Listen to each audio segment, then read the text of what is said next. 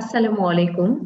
প্রিয় শিক্ষার্থী, আজকের পর্বে আলোচনা করব ভেক্টর নিয়ে। এটি ভেক্টরের প্রথম পর্ব।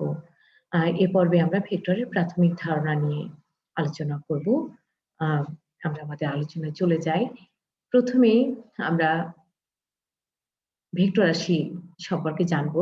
তা আশা করছি তোমরা সবাই জানো সদিক রাশি মানে ভেক্টর রাশি, আর আরেকটি রাশি কি হচ্ছে স্কেলার রাশি। তো ভেক্টর রাশি কাকে বলে? যে রাশিকে প্রকাশ করার জন্য মান ও দিক উভয় প্রয়োজন তাকে ভেক্টর রাশি বলে। আর স্কেলার রাশি কি ছিল? যে রাশিকে প্রকাশ করার জন্য শুধু মানই যথেষ্ট। আর এই ভেক্টর রাশির প্রতিরূপী হচ্ছে ভেক্টর। ঠিক আছে? একটি ভেক্টরকে একটি দিক নির্দেশক সরলরেখা দ্বারা কিন্তু প্রকাশ করা হয়। যেমন দেখো, এখানে এই দিক নির্দেশক সরলরেখাটি কি? AB। এই সরলরেখাটির দ্বারা একটি ভেক্টরকে প্রকাশ করা হয়। তো কিভাবে সূচিত করা হয়? এ বি আর উপরে ভেক্টর চিহ্ন। তো এখন দেখো এটির মানে কি হচ্ছে, এ হচ্ছে ইনিশিয়াল পয়েন্ট এই ভেক্টরটির, আর বি হচ্ছে টার্মিনাল পয়েন্ট, অর্থাৎ এ হচ্ছে আদি বিন্দু, বি প্রান্ত বিন্দু। তাহলে যে কোনো ভেক্টরকে কি দিক নির্দেশক সরলরেখা দ্বারা প্রকাশ করা হয়। এখন আমরা শিখব ভেক্টরের মান কি। কোনো ভেক্টরকে যে দিক নির্দেশক সরলরেখা দ্বারা প্রকাশ করা হয় সেই সরলরেখাটির দৈর্ঘ্যই হচ্ছে ভেক্টরের মান। অর্থাৎ সেই সরলরেখাটির ইনিশিয়াল পয়েন্ট এবং টার্মিনাল পয়েন্টের মধ্যবর্তী দূরত্বই হচ্ছে ওই ভেক্টরটির মান। তাহলে ভেক্টরটির মান কি? A B, A B. ঠিক আছে?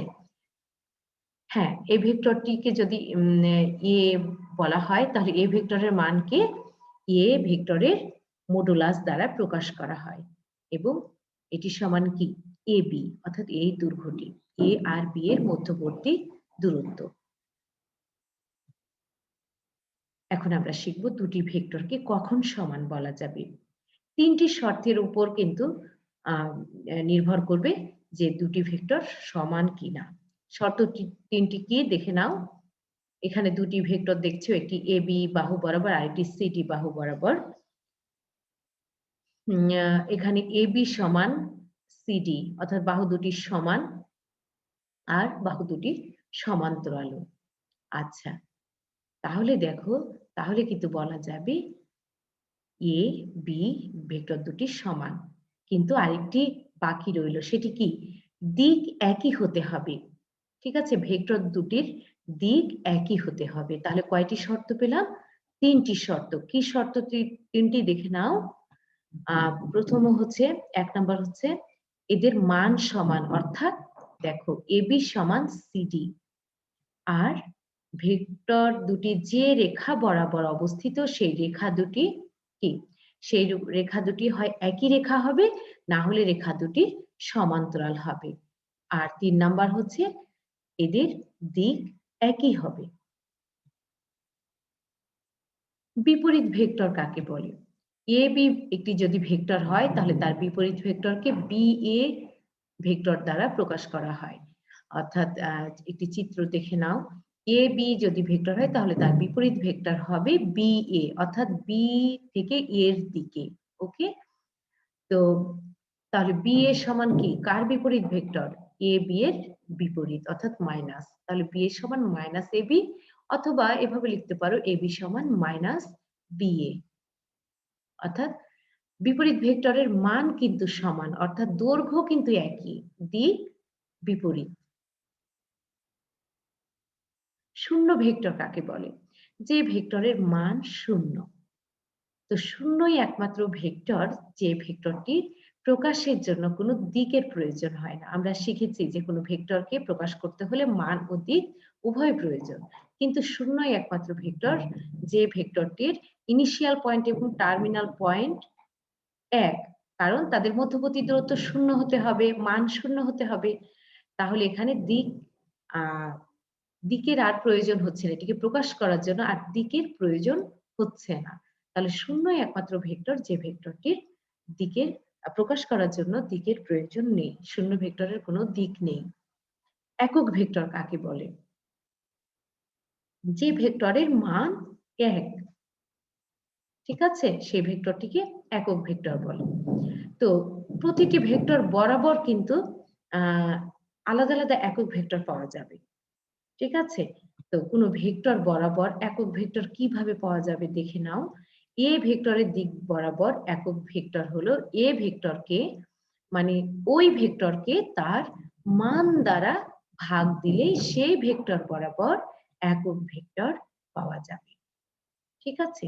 অর্থাৎ এই এবি বরাবর ভেক্টরটি হচ্ছে এ ভেক্টর।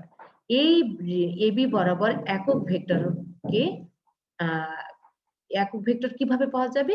এই ভেক্টরটিকে তার মান দ্বারা ভাগ দিতে হবে।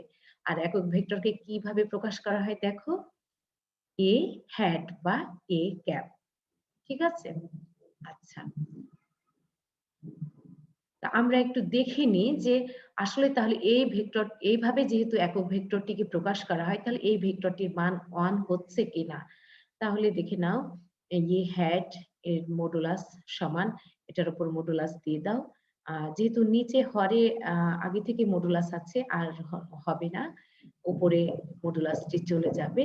আর এটার এটা একই যেহেতু, সেহেতু কেটে কি হয়ে যাবে 1। অর্থাৎ দেখো, এ ভেক্টরের একক ভেক্টরের মান হয়ে গেল 1, ঠিক আছে। তাহলে এটি কি সঠিক আছে তো? হ্যাঁ, কোন ভেক্টরকে তার মান দ্বারা ভাগ করলে ওই ভেক্টর বরাবর একক, ওই ভেক্টরের দিক বরাবর, হ্যাঁ দিক কথাটা কিন্তু উল্লেখ করতে হবে, দিক বরাবর একক ভেক্টর পাওয়া যাবে, ঠিক আছে।